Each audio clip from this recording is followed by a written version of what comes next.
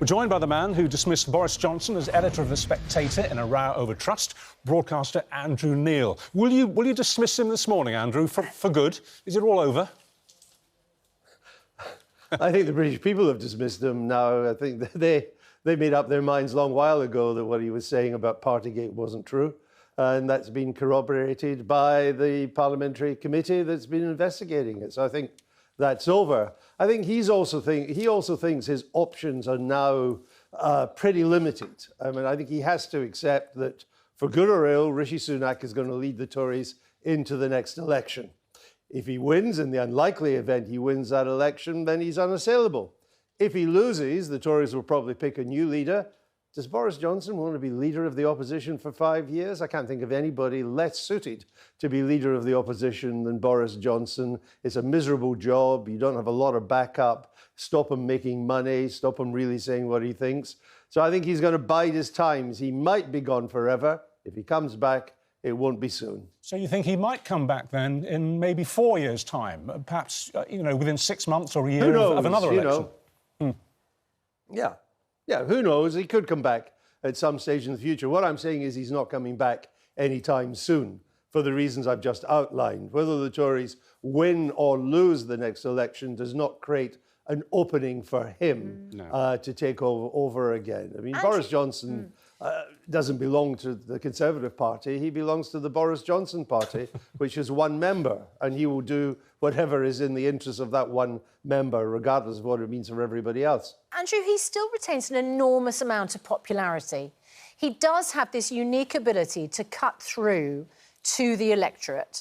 He won that 80-seat majority back in December 2019. He is the person who a lot of voters credit with getting Brexit done, and he had this appeal to the red wall voters. Even if he may not come back to the Conservative Party, and you joke about him being the leader of the Boris Johnson Party, could he be part of another political party? Could he set up a political party? Good question. No, he couldn't. And it's too much hard work as well. And he's not going to do that. Go on the chicken run circuit to try and put that together. And it's true, the 2019 election victory can never be taken away from him. But he wasn't the only factor. There were two other major factors. A wide desire to get Brexit done, even among people who had voted Remain. Let's just get it done. And secondly, Jeremy Corbyn. He was up against Jeremy Corbyn, who Labour voters in the north of England did not regard as a patriotic British politician. So it wasn't just that. And you say he's got this enormous popularity. I don't agree with that. What he has got is an enormous ability to get headlines. So people like you and me talk about it all the time, just as Donald Trump can command the headlines and the lead stories in the American press, or even sometimes in the British press as well. That's different from popularity. I think the difference now is that there was a time when Boris Johnson was a lot more popular among the people as a whole than he was inside the Conservative Party. I think today he's neither popular inside the Conservative Party nor among the people as a whole. We will not forgive him for Partygate. OK, so what do you make of what Nigel Farage has said, where he's outlined a plan for a new alliance with Boris Johnson?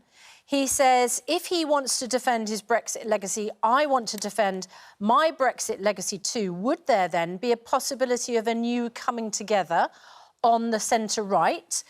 He said there would be other MPs that would join in with this as well. I've discussed it with people very close to him and around him. He's whistling in the dark. I mean, they're both whistling in the dark. Nigel Farage is desperately trying to find a way to get back into British politics. I guess doing television on a news channel isn't enough for him. He sees a soulmate in Boris Johnson, who is also now in the wilderness as well. So two very well-known names with huge name recognition are now wandering in the wilderness. They might bump into each other and see if they can concoct a plan. Let me tell you, it will never happen. And if they try to make it happen, it will fail. It is well nigh impossible to create a new political party in Britain and have any traction with the voters or in elections. It's only happened once in my lifetime, and that was with the Social Democrats.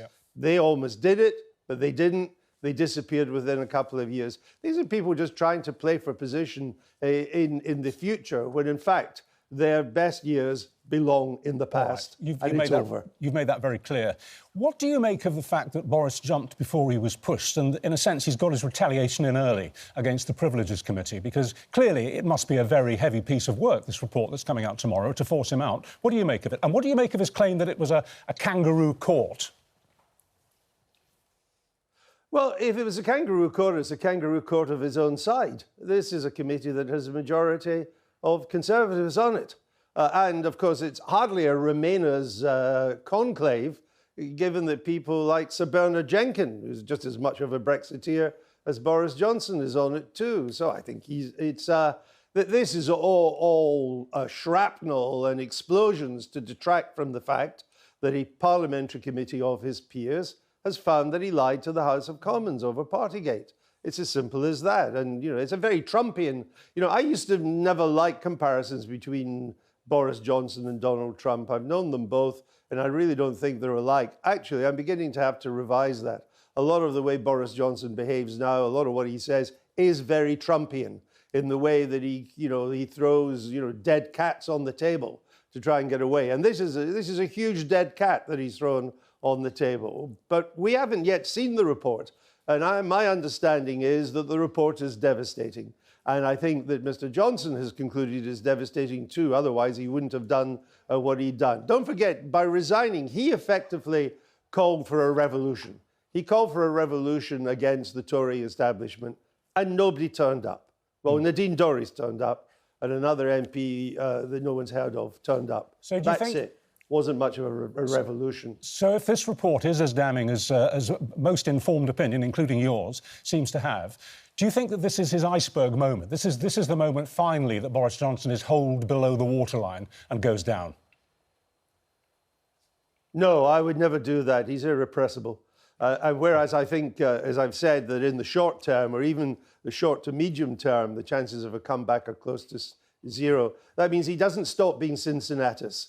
You know, things can change. We live in a world... You know, look, Nicola Sturgeon was arrested yesterday. You know, she used to be able to walk on water over famous... She was always walking across Loch Lomond, then Loch Ness. And now she's been arrested by the police and questioned for 7 hours. So we live in a political era now where never say never, and he is irrepressible. And who knows what confluence of circumstances in the years to come could be created that would allow him to come back. He's young enough, after all, to have a comeback even in 5, 7, 8, 9 years' time. Wow. Did your jaw hit the carpet when you heard that Nicola Sturgeon had been arrested? And did it further hit the carpet when you heard this morning that she'd been held and questioned for 7 hours? No, my carpet is jaw-free, I'm delighted to tell you. There are no dribbles on my carpet at all. We're a very tidy household. In fact, we don't even have a carpet. We've just got a wooden floor. We're saving up for a carpet. After the enormous fee I'll be getting for this interview, we'll have wall-to-wall carpeting of this. No, because a number of senior SNP people assured me she would be arrested. There was no doubt of that. 7 hours of questioning, because it's a very complicated case. This is about £600,000 of money that was raised from SNP supporters to fight a second referendum.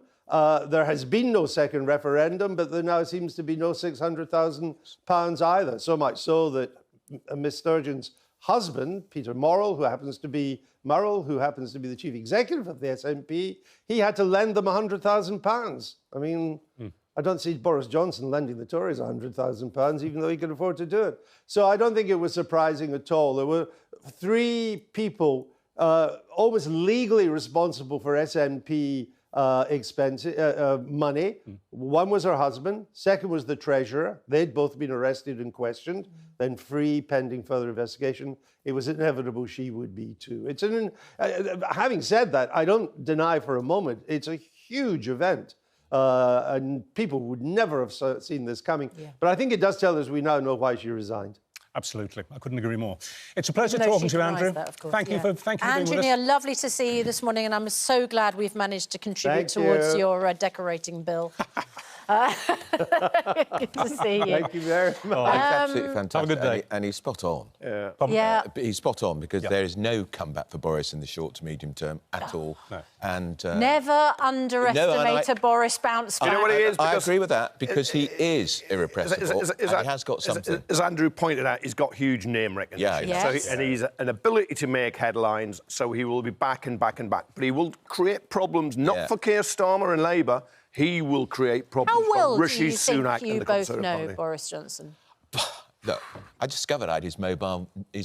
I discovered I had his mobile phone, when he was Prime Minister. Look, in truth, not that well. How well as a do you colleague, think the electorate know Boris I Johnson? think they think they know him. I Oh, think they have an Yes. image of him. Yeah. They think they know him. Because they That's see exactly he's irrepressible, think. he's Yes. upbeat, Yeah. boosterism. Yeah. And look, I've been out on the campaign trail with him as a reporter. It is an extraordinary Yes. event. He has an People effect on flock people. around Yes. to see he's him. created a persona in a which way is that largely Keir false. in a way Is that that- Keir Starmer could only dream of. Yeah. He's also Isn't that- funny. He is. Which is a big Witty, political clever. gift. He's a great speaker, unlike that boring... He's also an utter liar, and you cannot trust. We should word also he remember that the public memory is very short. Yeah. It is. People do tend to and forget. very forgiving. And politics would be much duller without him. Yeah. says. But it might be better.